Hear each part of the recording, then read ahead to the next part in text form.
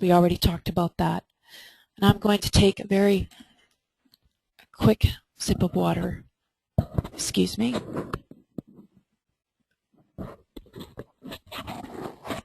Okay. Don't do it alone. I really mean this. You cannot do your best resume yourself, so don't even try. Everybody needs an editor. Ask people who have jobs in the field. And keep seeking feedback from everybody, from your roommate, family, friends, recruiters, technical writers. Anybody who's willing to spend time with you to talk about your resume is a perfect person to get feedback from. And if you tend to see a trend in the feedback, well, then you know it's generally accepted to be true. But listen to everybody. Everybody has a good point of view. So, when do you know you need to revise your strategy? If your resume is the problem, it's because you don't have any calls. Okay, you know your resume is the problem when you don't receive any calls. And so you consult senior people, you improve your skills in education, and you seek feedback. And improving your skills in education may not be as hard as it seems, because there's a lot of opportunities to improve skills in education through technical writing, through community forums, through self-learning, through downloading tools, downloading trial demos of software. I mean, there's lots and lots of opportunity in technical writing to gain skills in education, which is one of the great things about technical writing. Unlike other professions, it would be pretty hard for a doctor, for example, to claim that same experience as legitimate by joining a community group. Initial point of contact is the problem if they don't proceed. So if a recruiter or HR calls you for the job and then they don't call back or they don't proceed, well, then you know that something happened on that telephone call, and you need to review your strategy, practice with others, and seek feedback. One of my colleagues, he had a lot of people call him, but then they didn't call back. And then one of them called, one of the recruiters called, and actually asked him, are you shy? Because you're speaking really quietly. And as it turns out, really what this person was doing is receiving the call during work hours in a cubicle environment and was trying to really contain the call so that nobody heard him. But how he came across to a recruiter and to all those people who called him before was as shy, nervous, not very confident. Okay? It's just one of those things that you really need to analyze where something goes wrong in that initial point of contact. And it goes without saying that if you talk about salary right away, or if you bring it up first, well then, you're not looking as good as some other people that let the conversation evolve and show interest in the position, show interest in the company, that kind of thing. Common sense things. The interview is the problem if you don't get the job. So you look at the points of disconnect or downward momentum in the interview, and you seek feedback. Now, one of the things about the interview is I suppose if you have a problem at the interview point, if you go on several interviews and you don't get the job, it's actually a really good sign, because what it means is your resume is good. Your initial point of contact with people is effective. And it's only at the interview stage that something goes wrong. And 9 times out of 10, it's not about skills or experience, or, maybe it's just one question that you didn't practice enough, or you had a nervous day or something like that. And so it's really, really important to practice your interview questions beforehand, say them aloud, rehearse them with other people, get their feedback. I'm doing that all the time. After 20 years, I am still practicing for interviews by, saying my answers aloud to other people. I have a list of about 50 questions, and I have answers, many of them typed, actually. And you know what these questions are. Have you ever worked with a difficult person? Give an example of that, and what was your experience, how did you resolve it. These standard kinds of interview questions, I have standard responses that I have honed over many years and practiced in front of other people and tweaked them as I went along. So I'd like to take just a couple of minutes here to, as I'm preparing the next files, I'd like to ask if there's any questions out there at this point before I move into some other files. And I'll wait. Okay, so Hussein has some questions, and they'll be coming to me shortly, so there'll be some space on the line here.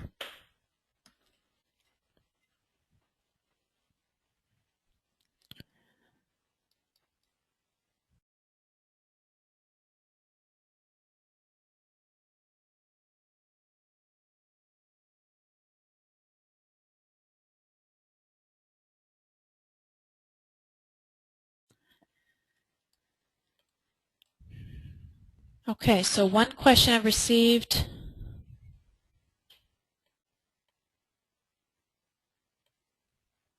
is referring to slide 17.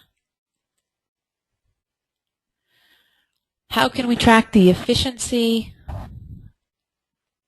of age ... question?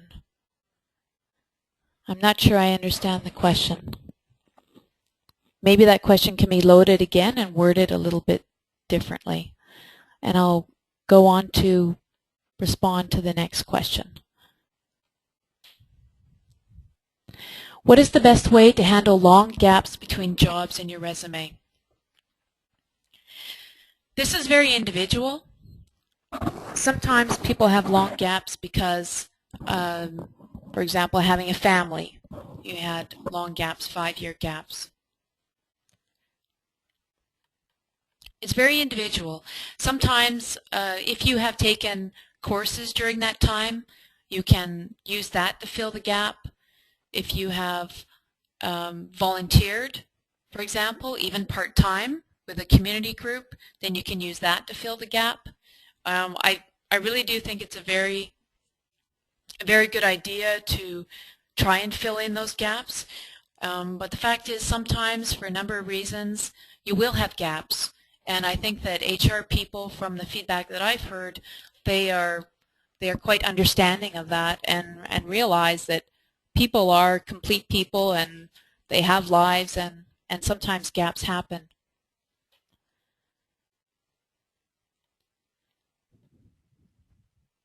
Okay, the next question is, when sending resumes to employers, is Word format the best, or how about PDF to ensure there are no formatting changes or compatibility issues?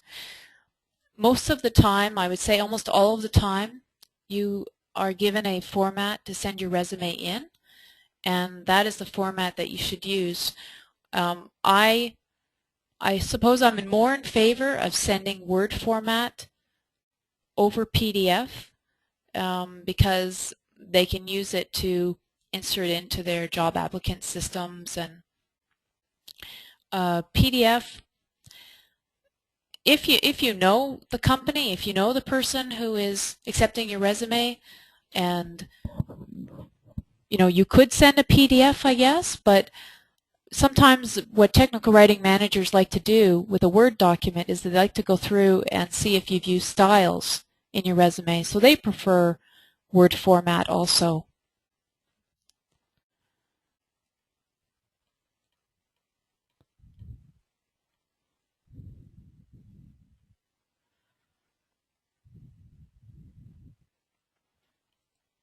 Okay, so the next question is, does the second page of the resume matter? Employers are scanning, and 80% of the scanning is on the first page, so should we put our best effort on the first page? And the answer to that, now I have not heard actually that 80% of the scanning is on the first page. I have not heard that. And even if that was the case, employers will look at your entire resume. they want to see your entire resume. They want to see you as a package, and they want to see your tools and skills and experience and everything as a package. So if you are, the question is, should we put our best effort on the first page? If you are, as a technical writer, only putting 50% of the effort in the back page, and you have an inconsistent style and format, an inconsistent effort across your resume, it shows. I mean, a resume is only 2 to 3 pages or 4 pages, and it has to be 100% all the way through it, because a technical writing manager or even some recruiters are quite adept at picking out formatting and style problems and inconsistency, and it throws your whole resume out of the process. Not just the first page, it throws the entire resume and you out of the process.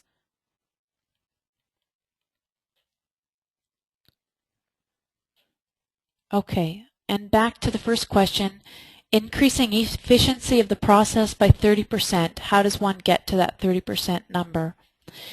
There are a number of ways to do that, and you do need to be a little bit creative when you think about it, because maybe it means tracking your own metrics on your project. So, and there's a lot of information about this on the internet. So you're given a project, you're given the number of pages it is, you track your start time, you track your end time, and you come up with your own page metric. Maybe it took you 8 hours a page to do this project. And the next time, maybe it took you 6 hours. And so what did you do differently? Was there some kind of efficiency? Did you improve a process? Did you have formed better relationships, so you had better access to SMEs?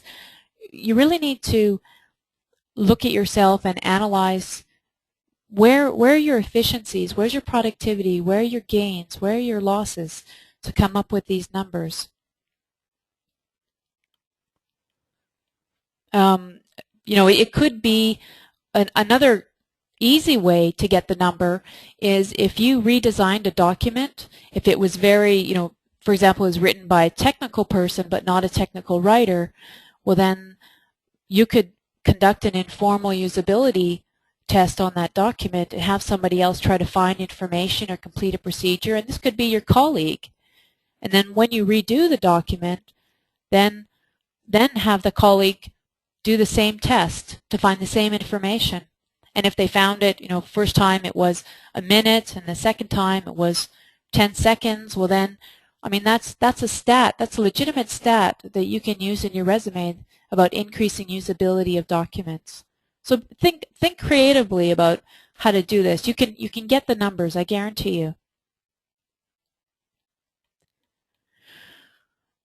So another question. Do you propose the resumes to be shorter resumes or a little longer depending on the experience of the candidate? Okay, this is a good question because it's an often asked question. And really, the longer your resume can be without annoying people is the best for you, because that means the number of keywords that you have is more than somebody else. And the number of instances of the keywords that you have will be more than somebody else, and your resume will go to the top of the ranking.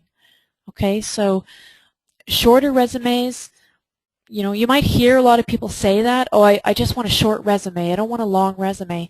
But really, when you think about your resume process and your job process, and most of the time people are receiving your resume through electronic eyes,